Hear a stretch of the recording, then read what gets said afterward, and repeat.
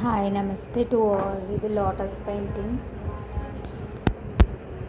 And light orange శారీకి pink lotus flowers మొత్తం total creepers లాగా వేయటం జరిగింది.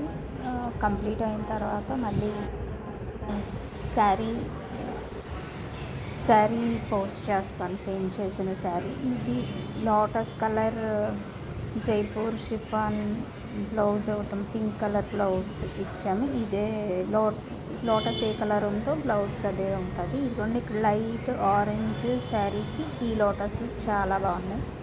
గోల్డెన్ బార్డర్ వచ్చింది కాబట్టి